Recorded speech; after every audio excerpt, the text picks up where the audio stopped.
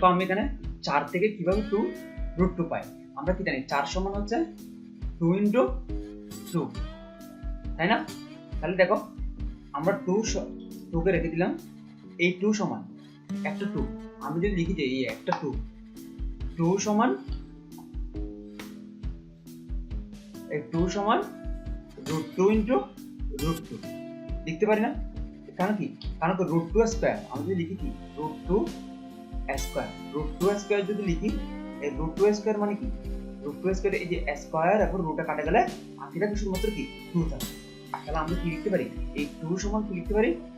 এই 2 সমান লিখতে পারি হচ্ছে কি √2 × কি √2, আবার এই √2 হোল স্কয়ার মানে হচ্ছে কি আবার 2, কারণ কি এই যে স্কয়ার এখন রুটে কাটাকাটি যাবে। তো 2 মানে হচ্ছে √2 × √2, তাহলে কি 4 সমান, আমরা তাহলে 4 সমান কি পেলাম 2√2, 4 সমান কি পেলাম 2√2, এই যে √2 কাটা যাবে 18 করে 2√2/3, ঠিক আছে? এরপর আমরা দেখো আমরা কতটুকু অঙ্ক করেছিলাম 19 পর্যন্ত, আমরা এখন 20 নাম্বারটা করব। দেখো 20 নাম্বার অঙ্ক যদি করতে যাই আমরা, এখানে কি দিয়েছে ঠিক সেম, এই যে 20 নাম্বার অঙ্কটা দেখো, এই যে 20 নাম্বার অঙ্কটা হচ্ছে তোমার কি এই উদাহরণের আমাদের যে অঙ্কটা ছিল ঠিক সেম এই উদাহরণ 14 এর মতো। কেন? দেখো এই যে ঠিক সেম, উপর মানে নিচে প্লাস নিচে প্লাস, এখানে 1 মানে √3, এখানে আছে কি √3 - 1, ঠিক সেম। এখানে কি লিখছে দেখো, সমাধান করো। এখানে কি লেখা ছিল? a এর মান নির্ণয় করো, মানে তাহলে কি বুঝলা? এখানে তো লেখা আছে শুধুমাত্র সমাধান করো, এখানে লেখা আছে a এর মান নির্ণয় করো। তাহলে সমাধান করা মানে কি? তাহলে সমাধান করা মানে হচ্ছে এখানে যে টিটাটা দেয়া থাকবে, এটা টিটা হচ্ছে কি a, এখানে টিটা হচ্ছে a, এই a এর মানটা বের করা মানে হচ্ছে সমাধান করা। ঠিক আছে, তাহলে আমরা করে ফেলি। দেখো আমরা এখানে প্রথমে কি করব, এখানে উভয় পক্ষ কি করব, যোজন বিয়োজন করব, ঠিক সেম আগের মতো। আমি যদি এখানে যোজন বিয়োজন করি, যোজন বিয়োজনে কি ছিল আমি আরেকটা বলি দিচ্ছি। দেখো a/b সমান যদি কি x/y হয়, এটা যদি আমি যোজন বিয়োজন করতে তাহলে কি রকম হবে? একবার লিখবো a নিচে a প্লাস যোজন বিয়োজন, যেহেতু আগে প্লাস এখন মাইনাস, আগে যোজন তারপর বিয়োজন, মানে যোজন বিয়োজন।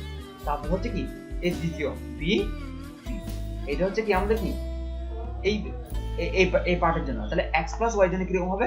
ঠিক সেম সমান চিহ্নের পাশে x + y জন্য কি রকম হবে? প্রথমে x লিখে দিলাম, তারপর x লিখে দিলাম, তারপর হচ্ছে কি y যোগ, তারপর নিচে বিয়োগ। কেন? আমরা যোজন বিয়োজন করতেছি, যদি বিয়োজন যোজন করতাম উপরে মাইনাস নিচে প্লাস হতো, এখানে y, এটা হচ্ছে আমাদের কি যোজন বিয়োজন। তাহলে এবার দেখো আমরা এখন অঙ্কটা করে ফেলি। তাহলে আমরা প্রথমে কি করব, যোজন বিয়োজন করব। প্রথমে আমরা কি করব, যোজন বিয়োজন করব। এই লাইনে কি করলাম, যোজন বিয়োজন। তো যোজন বিয়োজনটা একটু আগে দেখিয়ে দিলাম। যোজন বিয়োজন করার পর কি হবে, এই যে আমি আলাদা করে ব্র্যাকেট দিয়ে দিলাম, ঠিক আছে, বোঝার সুবিধা। এরপর হচ্ছে আমরা ব্র্যাকেট তুলে ফেললাম, ব্র্যাকেট তুলে ফেলে এই যে প্লাসে প্লাসে প্লাস, এই প্লাসে প্লাসে প্লাস, আর নিচের ক্ষেত্রে দেখো এই মাইনাসের প্লাসে মাইনাস কজে, এই মাইনাসের প্লাসে মাইনাস সাইন, ঠিক আছে। এরপর দেখো সাইনে সাইনে কাটা, আর উপরে কি থাকবে 2 cos, আর নিচে হচ্ছে কি cos কাটা -2 sin, ঠিক আছে। তাহলে এখন উপর পক্ষে দেখো এই 2 কাটা যায়, এই 2 কাটা যায়, আর থাকবে কি তাহলে মাইনাস cos মাইনাস sin -√3। আমি যদি এই -√3 দুই পাশ থেকে রিমুভ করতে চাই তাহলে কি করতে হবে, -1 দ্বারা, এই যে -1 দ্বারা কি করতে হবে, -1 দ্বারা গুণ করতে হবে। এখানে -1 দ্বারা গুণ করি এটাকে, তাহলে কি হবে, এই মাইনাস আর এই মাইনাস মিলে কি হয়ে যাবে, প্লাস হয়ে যাবে। তাহলে cos sin, আর হচ্ছে কি এই এখানে যদি -1 দ্বারা গুণ করি তাহলে কি হবে, এই -1 দ্বারা যদি গুণ করি এই মাইনাস আর প্লাসে মাইনাস কত হয়ে যাবে, প্লাস, তখন +√3, ঠিক আছে। জাস্ট কি মাইনাসটা রিমুভ করলাম, -1 দ্বারা গুণ করে। এই দেখো cos θ বা sin θ মানে আমরা কি জানি, cot θ। হ্যাঁ, আমরা আগে পড়ছি না যে cot θ এর সময় কি cos θ বা sin θ, cos θ বা sin θ এর সময় আমরা কি লিখতে পারি, cot θ। কেন? এই দেখো আমরা যদি cos sin এখান থেকে কি আমরা এর মান বের করতে পারবো? কারণ কি, কারণ দুটো লোক, একটা cos একটা sin। আমি আগেই বলছি এই এর মান এগুলো যখন বের করব তখন সবগুলো একই সাইন লাগবে, হয় দুটোই cos লাগবে না হয় দুটোই sin লাগবে, অথবা এই cos আর sin মিলে এখানে কি হয়ে গেল, cot হয়ে গেল। কারণ আমরা জানি √3, দেখো √3 এখানে cos কত ডিগ্রি মান √3, cot 30 ডিগ্রি মান, সরি cot কত ডিগ্রি মান √3, cot 30 ডিগ্রি মান √3, তাহলে a সমান 30 ডিগ্রি। আসলে বুঝতে পারছো, এই অঙ্কটাও উদাহরণের ওটার মতোই সেম।